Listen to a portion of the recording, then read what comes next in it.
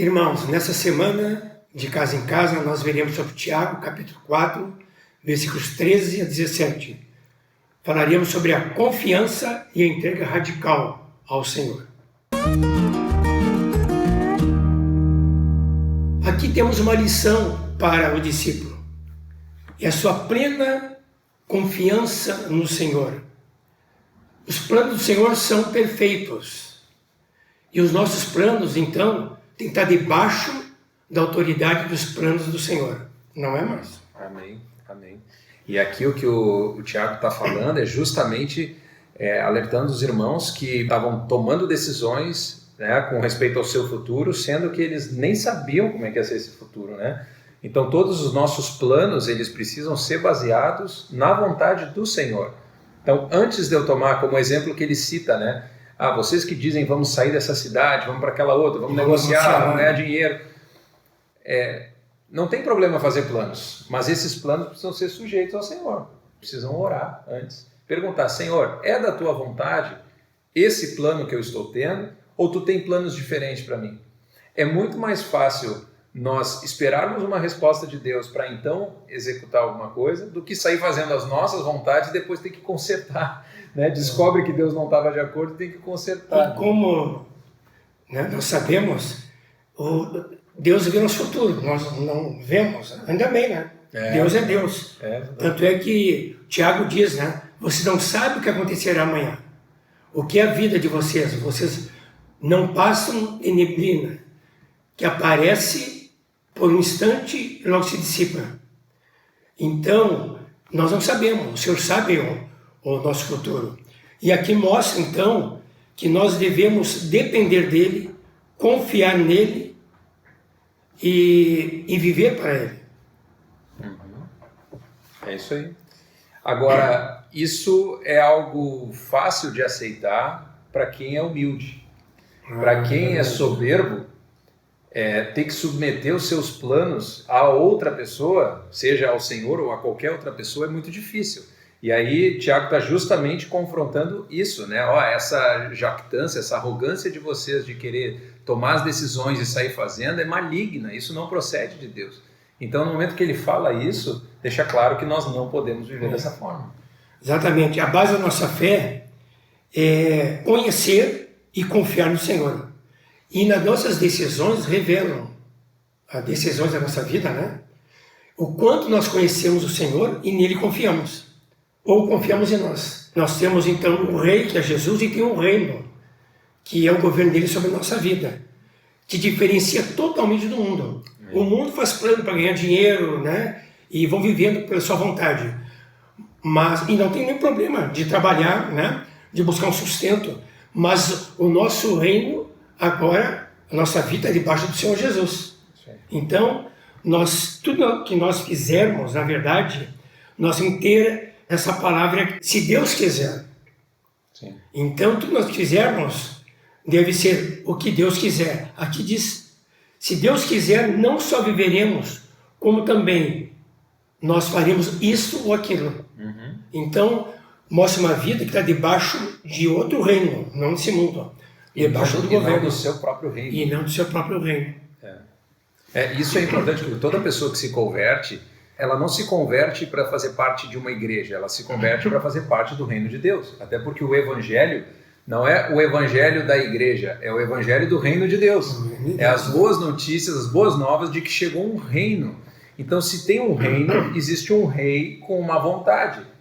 E a pessoa tem que se conscientizar disso, de que todas as coisas na nossa vida como discípulos precisam passar pela vontade do nosso rei.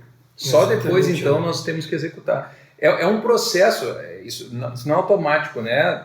Me converti e sair fazendo a vontade de Deus de forma completa. Não, eu vou aprendendo qual é a vontade de Deus e ela está escrita na palavra, ela é revelada pelo Espírito Santo, né? Então nós vamos descobrindo a vontade de Deus e vamos executando a vontade do nosso Senhor. Muitas vezes a gente quer fazer a nossa vontade e o Espírito Santo vai lá e diz, não, lembra daquilo que Jesus falou. Jesus falou assim, daí ele faz o confronto, nós precisamos nos arrepender, fazer a vontade de Deus.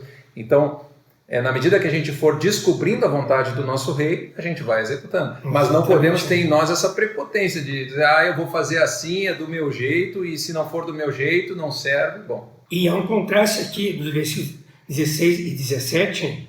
Aqui no 17 é uma conclusão, né? Portanto, aquele que sabe que deve fazer o bem e não faz, não está pecando. Então, fazer o bem fala de fazer aquilo que é da vontade do Senhor. Isso. Agora, no versículo anterior, aqui, fazer o mal significa nós fazemos nossa vontade. E isso revela o quê? O nosso orgulho e o nosso pecado, uma vida independente. Então, fazer o bem é fazer aquilo que o Senhor quer na nossa vida, porque é o nosso Senhor. E aqui é bem prático, né? Porque esse nosso dia a dia de trabalhar, ganhar dinheiro e dizer onde eu vou morar, né, que cidade eu vou viver, etc, etc, tem que passar por ele, né, debaixo da vontade dele. Exato. Esse é o bem. O bem aqui significa não só fazer o bem para os outros, mas aqui o bem aqui está ligado à vontade do Senhor na nossa vida. Exatamente. É interessante esse último versículo, porque ele mostra que a omissão, a passividade, ela não é considerada algo bom. Porque se eu sei que é da vontade de Deus fazer alguma coisa e me omito de fazer, ou fico fazendo de conta de que eu não sei, eu estou pecando. Então tem esse confronto aí no final, e glória a Deus que tem, né? Porque daí a gente sabe que não pode viver pecando. Né? Exatamente. Anos atrás, quando eu morava numa cidade do interior, e eu estava orando se permanecesse aquela cidade ou não, né?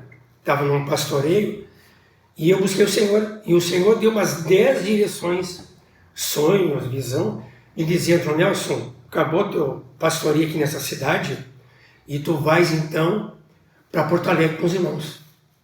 Então, né, eu cheguei em Porto Alegre em 82, andando com os irmãos aqui, mudei de cidade, mas não foi só pela minha vontade, tinha uma direção de Deus, né? Graças a Deus, né?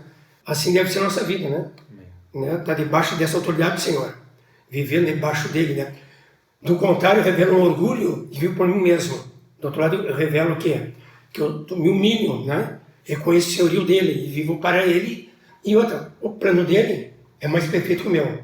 O meu eu boto debaixo dele. E ele vai confirmar. E eu gosto de dizer essa frase, né? As nossas decisões revelam o quanto eu conheço o Senhor e eu vivo para ele.